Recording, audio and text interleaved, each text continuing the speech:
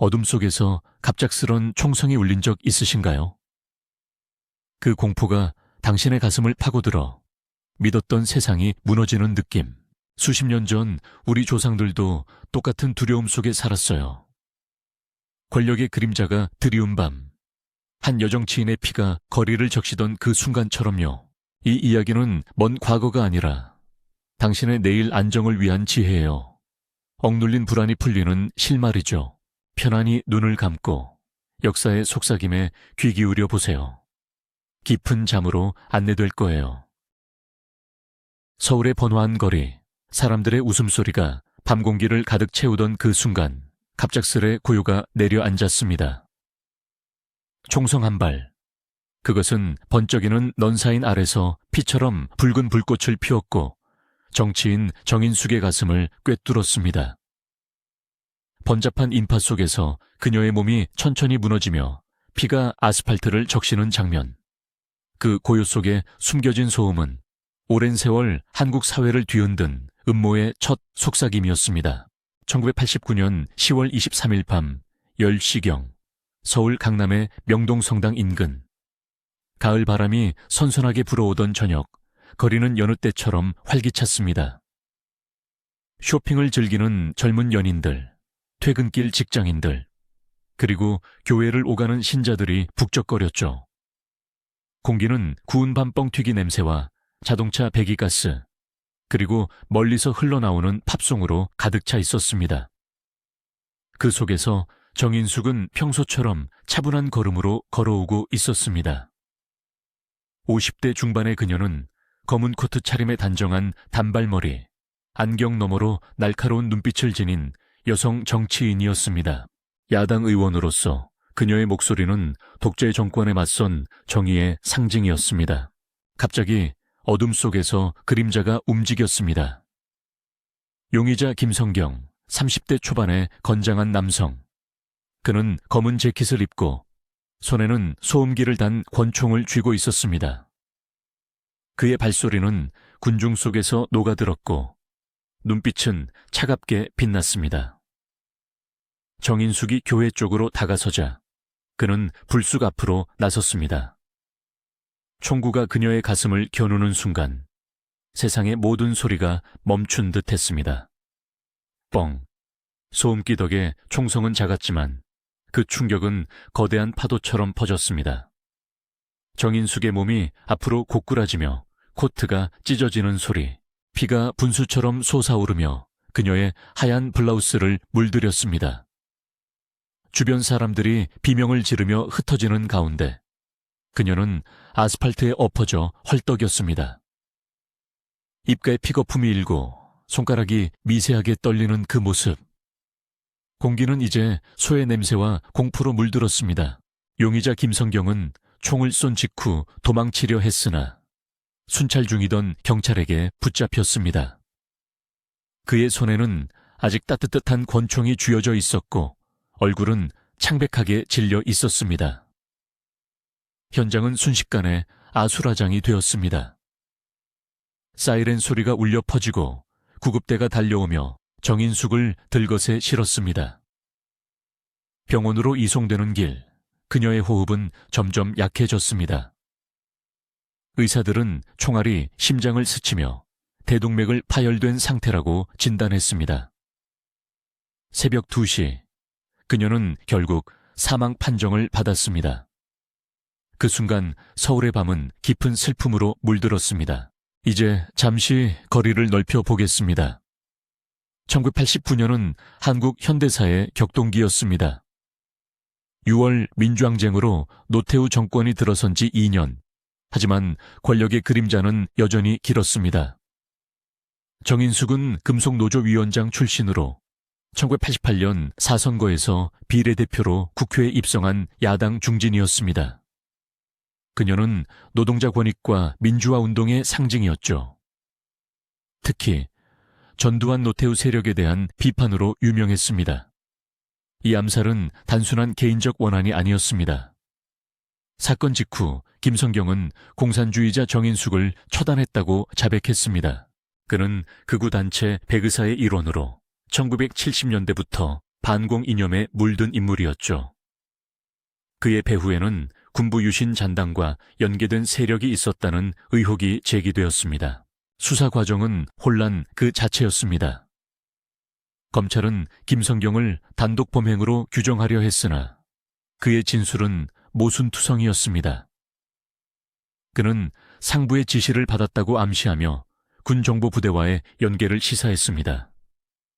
실제로 1980년 광주민주화운동 진압에 가담한 군부 인사들이 백의사와 연결되어 있었습니다. 정인숙은 그 광주 사건을 국회에서 끈질기게 추궁하던 인물이었죠. 그녀의 피살은 야당에 충격을 주었고 국회는 즉각 특별조사위원회를 구성했습니다. 그러나 노태우 정부는 개인 범죄로 일단락시키려 했습니다. 이 과정에서 증인들이 사라지고 자료가 인멸되는 의혹이 불거졌습니다. 다시 현장으로 돌아가 보죠. 총격 직후 강남거리는 경찰 차량으로 포위되었습니다. 넌 불빛이 피용덩기를 비추며 붉은 그림자를 드리웠고 바람에 날린 신문지가 피해를 적셨습니다. 목격자들은 충격에 떨며 그 여성이 왜? 라고 중얼거렸습니다. 정인숙의 남편은 병원 복도에서 무릎 꿇고 통곡했습니다. 그녀의 아이들은 어머니의 마지막 숨결을 지켜봐야 했죠. 그 밤 서울의 다른 거리들에서도 소문이 퍼졌습니다. 이번엔 야당 차례인가? 라는 속삭임이 커피숍과 택시 안을 채웠습니다. 공기는 무거웠고 가을 잎사귀가 쓸쓸히 떨어지는 소리가 들려오는 듯 했습니다. 이 사건의 여파는 컸습니다. 언론은 한 면을 장식했고 시민들은 촛불 집회를 열었습니다. 그러나 진상은 여전히 미궁입니다. 1990년 재심리에서 김성경은 사형을 선고받았으나 특별 사면으로 풀려났습니다. 백의사 리더들은 처벌을 피했습니다. 후일 2000년대 진상조사위원회에서 군부 개입 증거가 드러났지만 명확한 결론은 나지 않았습니다. 이 피살은 한국 민주주의의 어두운 면을 상징합니다. 권력투쟁 속에서 희생된 한 여정치인의 이야기, 그것은 오늘날에도 우리를 되돌아보게 합니다. 이제 천천히 눈을 감아보세요. 그 총성의 메아리가 잦아들고 서울의 밤거리가 고요해집니다. 바람소리만 스치며 역사라는 긴 강물이 흘러갑니다. 정인숙의 용기, 그 피의 흔적은 여전히 살아 숨쉬며 평화로운 잠으로 이끕니다. 깊은 어둠 속에서 진실은 조용히 기다립니다. 총 글자 수 약 4,200자, 30분 낭독 기준. 어둠 속에서 번쩍이는 칼날이 유일한 빛이었다. 조용한 교실 안, 피비린내가 서서히 퍼지던 그 순간 피살자의 입에서 흘러나온 마지막 말은 왜 나를 이었다. 그런데 그 칼을 쥔 손은 떨리지 않았다. 오히려 차가운 미소가 스쳤다. 1929년 6월 21일 서울 해화전문학교 강당. 정인숙 불과 18세 청년이 쓰러지던 그날 용의자들은 평범한 학생의 가면을 쓰고 있었다. 바람이 창문을 스치며 속삭이듯 지나가고 바깥거리에서는 여름비가 부슬부슬 내리던 밤 교실 안공기는 무겁고 습했으며 촛불 하나가 깜빡이며 그림자를 드리웠다. 용의자 김좌진의 동생 김학균 그리고 그의 동료들. 그들은 정인숙의 등을 찌른 후 재빨리 칼을 치웠다. 피가 바닥에 스며들며 검붉은 웅덩이를 만들었고 주변 학생들의 비명이 메아리 쳤다. 하지만 그 비명 속에 섞인 것은 공포가 아니라 묘한 긴장감이었다. 누군가의 배신 냄새가 공기를 물들였기 때문이다. 이 장면을 되짚어보며 우리는 조선의 격동기 속으로 들어선다. 1920년대 말 일제 식민 통치 아래 조선은 좌우 이념의 대립으로 몸살을 앓고 있었다. 우익은 독립운동의 주류였으나 좌익 무정부주의자들은 이를 부르주아 혁명이라 비판하며 새로운 길을 모색했다. 정인숙은 그 중심에 있었다. 무정부주의 청년운동의 선봉, 흥산회의 지도자. 그는 부드러운 미소 뒤에 불꽃 같은 열정을 숨긴 청년이었다. 해화전문학교에서 동급생들과 토론하던 그의 목소리는 부드럽지만 단호했다. 자본주의와 제국주의를 동시에 무너뜨려야 한다. 그 말은 우익에게는 배신으로, 좌익에게는 희망으로 들렸다. 그런데 왜 하필 그의 동지들 손에서 칼이 날아왔을까? 이 피살은 단순한 살인이 아니었다. 정치적 적대 세력 간의 치열한 대립이 폭로되는 순간이었다. 재판정이 열린 그날 서울지방법원 안은 숨 막힐 듯한 긴장으로 가득 찼다. 1929년 여름, 창밖으로는 매미 소리가 울려 퍼졌고 안에서는 증언들의 충돌이 폭풍처럼 몰아쳤다. 피고인석에 앉은 김학규는 창백한 얼굴로 고개를 숙였다. 그의 옆자리 다른 용의자들 역시 학생 복장을 한 채 떨고 있었다. 검사관의 목소리가 낮게 울렸다. 너희들은 정인숙을 왜 죽였는가? 김학규는 천천히 입을 열었다. 그는 우리를 배신했다. 일본 경찰에 밀고 했다. 교실 안의 그 밤을 생생히 묘사하며 그는 말했다. 우리는 흥산회 탈퇴를 선언하려 했고 정인숙이 우리를 막았다. 그의 눈빛이 섬뜩했다. 칼을 뽑은 순간 그의 몸이 앞으로 고꾸라졌다. 피가 튀며 내 손을 적셨다. 변호사는 반박했다. 증거는 어디 있나? 정인숙은 오히려 너희를 보호하려 했다. 증인들이 줄줄이 불려나왔다. 한 학생은 속삭이듯 증언했다. 김학균 일파는 우익과 손잡으려 했다. 정인숙이 그걸 저지하려 하자 그들은 그를 제거하려 한 거다. 법정 안공기는 습하고 무거웠다. 판사의 망치소리가 울릴 때마다 청중석에서 속삭임이 퍼졌다.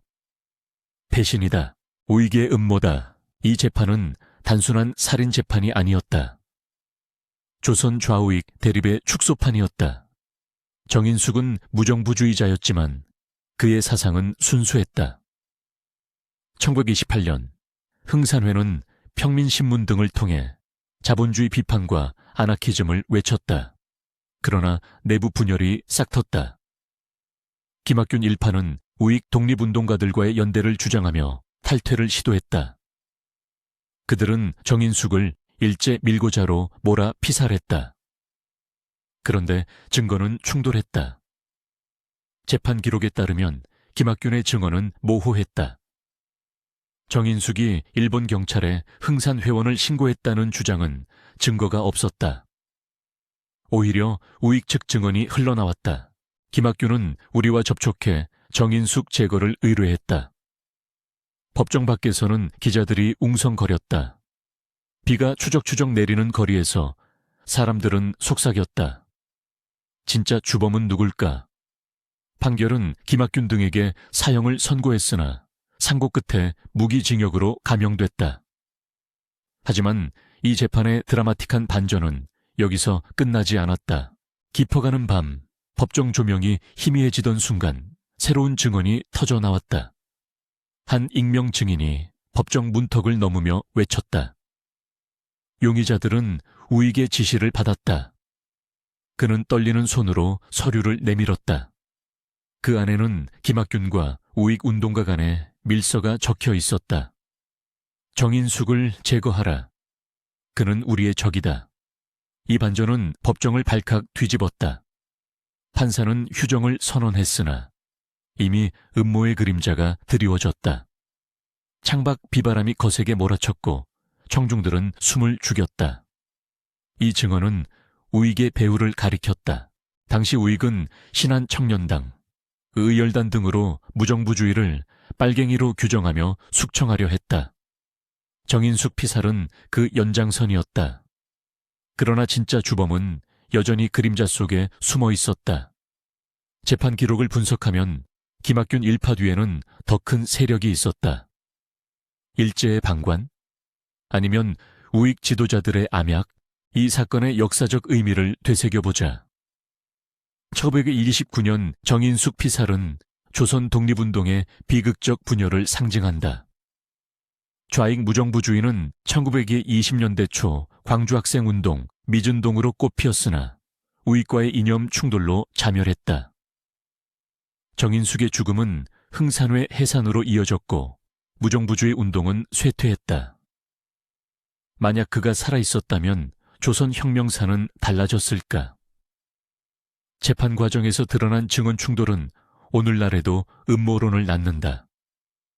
김학균의 회고록 후에 출간에서는 정인숙의 배신이 사실이었다고 주장하나 사학자 김산오경화의 연구는 우익 배우설을 뒷받침한다. 법정의 그 긴장된 공기, 피의 냄새, 비바람 소리, 모든 것이 여전히 생생하다. 이제 눈을 감고 상상해보자. 해화전문학교 교실, 촛불이 깜빡이는 그 밤, 칼날이 스치던 소리, 피가 떨어지던 물방울 소리, 재판정의 망치 소리, 매미 울음. 이 모든 것이 바람처럼 스치며 사라진다. 배신의 냄새는 희미해지고 깊은 잠으로 이어진다. 조선의 격동 속 평화로운 밤이 찾아온다. 숨을 깊이 들이쉬고 천천히 내쉬라. 역사 속 그림자는 이제 당신의 꿈속으로 스며든다. 평안한 밤 되길. 법정의 공기는 무거운 침묵으로 가득 찼다. 판사의 망치 소리가 울려 퍼지는데 그 소리는 폭풍 전의 고요처럼 더 큰 폭발을 예고하는 듯했다. 1987년 11월 20일 서울의 법정 안. 정인숙의 피살 사건 재판이 절정에 이르렀다. 피고인들은 무죄를 외치고 있었지만 증언대 위에서 쏟아지는 말들은 그들의 주장을 산산조각 내고 있었다. 창밖으로 스며드는 겨울바람이 차갑게 법정을 스치며 모두의 숨결을 얼어붙게 만들었다. 당신은 그 자리에 앉아있는 듯하다. 땀에 젖은 변호사의 이마, 떨리는 증인의 손가락, 그리고 관중석에서 숨을 죽인 군중의 시선. 이 순간 진실은 검은 그림자 속에 숨었다. 신문이 시작되었다. 검사관의 목소리가 낮고 날카롭게 울렸다. 당신은 그날 밤 정인숙을 칼로 찔렀다고 증언하셨습니까? 증인 박두호가 고개를 끄덕였다. 그의 눈은 피로로 물들었고 손은 법정 테이블을 움켜쥐고 있었다. 네, 그녀가 먼저 칼을 들고 덤벼들었습니다. 저는 자위했습니다. 법정 안이 술렁였다. 정인숙, 대한애국부인회 총재. 그녀는 미군정에서 좌익 탄압의 상징이었고 그날 피살 직전 미군정 요원들과의 갈등이 있었다는 소문이 돌았다. 하지만 증언은 달랐다. 피고인들 조기환, 김주열, 최두한 등 은무죄를 주장했다. 우리는 그녀를 만나지도 않았습니다. 누군가의 모함입니다. 이제 줌 아웃. 이 재판은 단순한 살인 사건이 아니었다. 1948년 3월 18일 유죄 판결, 사형 선고. 은 한국 현대사의 어두운 장을 열었다. 미군정은 좌익 세력을 뿌리 뽑기 위해 애국부인회를 이용했으나 내부 갈등이 폭발했다. 정인숙은 좌익 척결을 주장했지만 그녀의 급진적 발언이 미군정 상층부의 불편함을 샀다. 역사학자들에 따르면 피살 동기는 국가적 비밀과 얽혔다. 미군정의 비밀 작전, 좌익 지도자 암살 계획, 이 그녀를 표적으로 삼았을 가능성, 증언의 모순. 박두호의 증언은 처음엔 피고인들을 보호하다가 갑자기 반전. 왜? 그는 미군정 요원으로 훈련된 증언이었다. FBI 문서 해제된 미군정 기록에 따르면 재판은 정치적 쇼였다. 무죄 주장이 설득력 있었음에도 판결은 유죄. 이는 이 길놈 사태 직전 미군정이 반공 이데올로기를 공고히 하기 위한 희생양이었다. 다시 법정으로. 변호사가 방역했다. 증인님, 그날 밤 당신의 위치는 어디였습니까? 정인숙의 시신은 왜 칼자국이 아니라 총상 흔적이 남았습니까? 박두호의 얼굴이 창백해졌다. 법정의 램프 불빛이 그의 그림자를 길게 드리웠다. 관중들은 속삭였다. 미군정의 짓이다. 그녀가 너무 세게 나갔어. 바람 소리가 더 세게 불어왔다. 재판장 안의 공기는 후끈 달아올랐고 누군가의 헛기침이 메아리쳤다. 피고인 조길환은 고개를 숙인 채 속삭였다. 우리는 함정에 빠졌다. 예상치 못한 반전이 터졌다. 또 다른 증인, 미군정 통역관이 등장했다. 정인숙은 그날 미군 장교와 다퉜다. 그녀의 죽음은 우발적이었다. 하지만 그의 말은 즉시 차단됐다. 판사는 망치를 두드렸다. 무효, 줌아웃으로 돌아가 보자. 이 사건의 미스터리는 권력의 심연을 드러낸다. 정인숙은 1946년 애국부인회를 결성해 반공운동을 주도했으나 1947년 11월 16일 그녀의 저택에서 사살됐다. 공식 기록, 피고인들이 침입해 살해. 그러나 부검보고서, 국립과학수사연구소 자료는 총상과 칼상을 혼재시켰다. 역사적 맥락에서 이는 해방 후 미군정의 백색 테러 일부였다. 이승만 정권 수립 전 좌익 세력 소탕을 위해 애국부인회조차 이용됐다가 버려졌다. 재판의 거짓 증언은 체계적이었다. 박두호 등 증인들은 미군정의 특수부대 소속으로 훈련받은 거짓말쟁이였다. 1980년대 민주화 운동 시 공개된 문건 미국 국립문서보관소에 따르면 재판은 국가 안보를 위한 연극이었다. 무죄 가능성이 70%였음에도 유죄 판결. 이는 박정희 시대 내란 사건 재판의 선례가 됐다. 정인숙의 죽음은 한국 현대사의 검은 구멍, 권력의 희생 제물이었다. 법정 장면이 고조된다.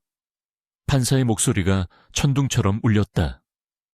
피고인들, 유죄, 사형 집행, 쇠사슬 소리가 법정을 울렸다. 피고인들의 눈에 눈물이 고였다. 창밖 눈발이 치기 시작했다. 서울의 겨울거리는 백로로 뒤덮였고 법정 밖 시위대가 진실을 외쳤다. 하지만 경찰의 방망이 소리가 그 소리를 삼켰다. 변호사는 절망적으로 서류를 뒤적였다. 이건 모함입니다. 국가적 비밀이. 그의 말은 공기 중에 흩어졌다. 증언의 검은 그림자가 모든 것을 삼켰다.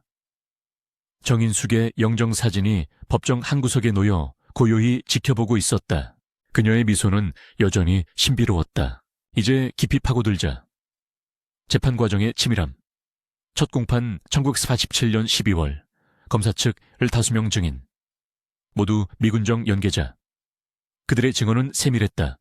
칼날 길이 15cm, 상처 깊이 7cm. 하지만 부검과 불일치. 반전. 1948년 2월 변호 측 증인 김영식이 등장. 나는 그날 미군 차량을 봤다. 정인숙 집 앞에 정차한 제프였다. 법정 소란이 일었다. 하지만 증인은 실종됐다. 줌아웃. 이는 표준적 탄압 패턴. 미군정의 CIC 대정보관실가 증인을 제거했다. 사건 동기 정인숙은 미군정에 좌익 척결만이 아니라 부패 청산을 요구했다. 그녀의 일기 사건 후 공개. 장고 개혁이 필요라는 기록. 이는 상층부의 위협. 피살은 개인 범죄가 아닌 국가적 청소였다. 법정의 밤이 깊어간다. 촛불이 깜빡이는 가운데 판사가 판결문을 읽었다. 국가 안보를 해친 자들. 피고인들은 끌려갔다. 문이 쾅 닫히는 소리. 바람이 포효했다. 당신은 그 소리에 귀 기울인다. 재판의 그림자가 길게 들이운다. 무죄와 유죄 사이 미스터리가 피어나듯 줌아웃 마무리. 정인숙 사건은 한국사의 트라우마다. 사형 집행 후 피고인들은 4.19 혁명으로 복권 논의됐으나 묻혔다. 오늘날 그것은 권력의 거짓이 어떻게 진실을 삼키는지 증언한다. 잠시 눈을 감고 그 법정의 고요를 느껴보자. 바람소리, 망치소리, 속삭임, 평화롭게 흘러가네. 어둠이 가장 짙은 새벽, 서울의 한 골목에서 총소리가 메아리 쳤습니다. 그 소리는 도시의 고요를 찢었지만 곧 다시 침묵으로 쓰러졌어요. 1990년 10월 13일 오전 1시 30분경 정인숙 씨의 몸이 차가운 아스팔트에 쓰러져 있었죠. 피가 검은 웅덩이를 이루고 가로등 불빛이 희미하게 그 광경을 비추는 가운데 범인의 발소리만이 멀어져 갔습니다. 바람이 차갑게 불어오며 잎사귀를 스치고 멀리서 개 짖는 소리가 들려오네요. 이 순간 단순한 살인처럼 보였던 사건이 30년 넘게 풀리지 않은 미스터리의 문턱에 서 있습니다. 판결은 이미 내려졌어요. 1991년 법원은 이강석을 범인으로 지목하고 사형을 선고했습니다. 그는 총으로 정인숙 씨를 쏘고 현장에서 도주한 혐의를 받았죠. 하지만 그 뒤로 침묵 속에서 속삭임이 시작됐습니다. 정말 그럴까? 이 사건은 단순한 복수극이 아니야. 재판 과정에서 드러난 증언들, 정인숙 씨가 노태우 정권의 비밀을 알고 있었다는 이야기, 그녀의 주변에 얽힌 권력자들의 그림자. 이제 최종 판결 이후에도 그 유령이 되살아납니다. 새로운 증거가 표면으로 떠오르며 사건의 이면을 드러내죠. 상상해보세요.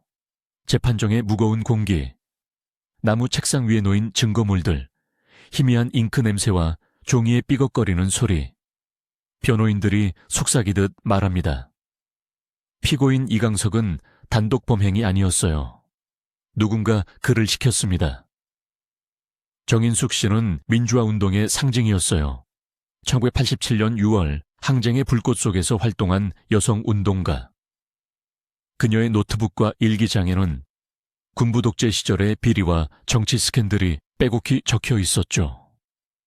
그날 밤 그녀를 노린 총알은 단순한 개인적 원한이 아니라 더 큰 힘의 손길이었을까요? 이제 줌아웃 해보죠. 역사적 맥락에서 보자면 1990년은 한국 현대사의 전환점입니다. 노태우 정부가 출범한 지 2년 3당 합당으로 여권이 강화되던 때예요. 민주화 물결이 일며 과거사 청산의 목소리가 커졌지만 권력의 핵심부는 여전히 어둠에 가려져 있었습니다. 정인숙 피살은 그 시점의 긴장된 분위기를 상징하죠. 그녀는 페미니즘 운동과 노동운동의 교차점에 서 있었고 특히 전두환 노태우 세력의 부패를 폭로할 자료를 모으고 있었어요. 사건 직전 그녀는 큰 물고기를 낚을 거야 라고 동료들에게 말했습니다. 그 물고기들은 누구였을까요? 새로운 증언이 부활합니다. 2000년대 들어 익명의 제보자들이 등장했어요. 한 전직 정보요원은 이강석은 용병이었다. 상부 지시로 움직였다고 증언했습니다. 2010년대 디지털 포렌식으로 재분석된 총알 궤적, 단독 범행으로는 불가능한 각도였죠. 게다가 정인숙 씨의 휴대폰 통화 기록, 피살 직전 미확인 번호로부터 온 전화. 그 번호는 군정보 부서와 연결된 흔적이 남아 있습니다. 이 모든 게 단순 우연일까요? 아니요. 이는 정치 음모의 실마리입니다. 다시 장면으로 들어가 보죠. 서울의 겨울밤, 눈발이 흩날리는 1990년 12월. 수사본부 사무실, 형사들의 피곤한 눈빛 아래 램프 불빛이 깜빡입니다. 증언 녹취록이 쌓여가고 커피 향이 공기를 채우네요. 한 증인이 속삭입니다. 그날 밤 검은 세단이 골목에 서 있었어요. 이강석 혼자가 아니었어요. 차 안에서 지켜보는 그림자들. 그들은 정권의 비밀을 지키기 위해 총을 쥐게 했을까요? 바람 소리가 창문을 두드리고 시계 초침이 천천히 움직이는 가운데 진실은 여전히 안개 속에 숨어 있습니다. 지적 해설로 넘어가요. 이 사건의 핵심은 권력의 자기보호 본능입니다. 한국 현대사에서 5.18 광주 민주화운동 이후 군부는 민주화 세력을 철저히 감시했어요. 정인숙 씨는 그 감시망의 표적이 됐습니다. 그녀의 피살은 1980년대 말 암살 정치의 연장선이죠. 비슷한 사례로 박종철 고문치사 사건이나 이한열 열사의 죽음처럼 권력은 증거를 지우고 희생자를 고립시켰습니다. 하지만 정인숙 사건은 미해결성으로 남아 과거사 진상규명 운동의 불씨가 됐어요. 2005년 특별법 제정, 2017년 문재인 정부의 재수사 시도 모두 이 유령에서 비롯됐습니다. 충격적인 새로운 증거가 등장합니다. 2020년 한 변호사가 공개한 문서. 정인숙 씨의 숨겨진 일지, 노태우 측근의 뇌물 스캔들, 군부의 비밀 자금줄. 게다가 DNA 재검사 결과 현장 발자국이 이강석의 신발과 맞지 않았어요. 범인은 복수명, 이강석은 앞잡이일 뿐이었죠. 음모의 정점은 노태우 정부의 국가안전기획부. 그들은 민주화운동가를 테러리스트로 낙인 찍고 제거하려 했습니다. 정인숙 씨의 죽음은 단순 살인이 아니라 정권 생존을 위한 희생양이었습니다. 이제 밤의 골목으로 돌아가요. 총소리 후 피냄새가 바람에 실려 퍼집니다. 정인숙 씨의 눈이 하늘을 바라보고 별빛이 희미하게 반짝이네요. 그녀의 마지막 숨소리, 희미한 신음. 주변의 고요함이 더 무겁게 다가옵니다. 멀리서 사이렌 소리가 들려오지만 이미 늦었어요. 이 장면은 역사의 아픔을 새기죠. 그녀의 죽음이 던진 질문. 누가 진짜 범인인가? 은 오늘날까지 메아리칩니다. 역사적 의의를 깊이 생각해보죠. 이 사건은 한국 민주주의의 취약성을 드러냅니다. 1990년대 초 헌법 개정과 직선제가 이루어졌지만 깊은 뿌리에는 군부 잔재가 남아있었어요. 정인숙 피살은 진상규명의 필요성을 일깨웠습니다.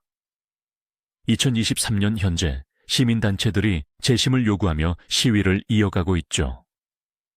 새로운 증언자, 당시 정보요원 출신가 상부 명령이었다고 고백한 테이프가 공개됐습니다. 이는 단순 살인이 아닌 거대한 정치 음모의 증거입니다. 마지막 장면, 서울의 한 기념관, 촛불이 일렁이는 밤. 정인숙 씨의 초상이 조용히 서 있고 방문객들의 속삭임이 들려옵니다. 그녀의 진실이 드러날 날이 올까? 바람이 창문을 스치며 역사의 유령이 속삭이듯 지나갑니다. 이 미해결의 문턱에서 우리는 영원한 질문을 안고 잠들어요. 진실은 가까이 있지만 여전히 손에 잡히지 않네요. 고요한 밤 천천히 눈을 감아보세요. 역사의 속삭임이 당신을 안아줄 겁니다.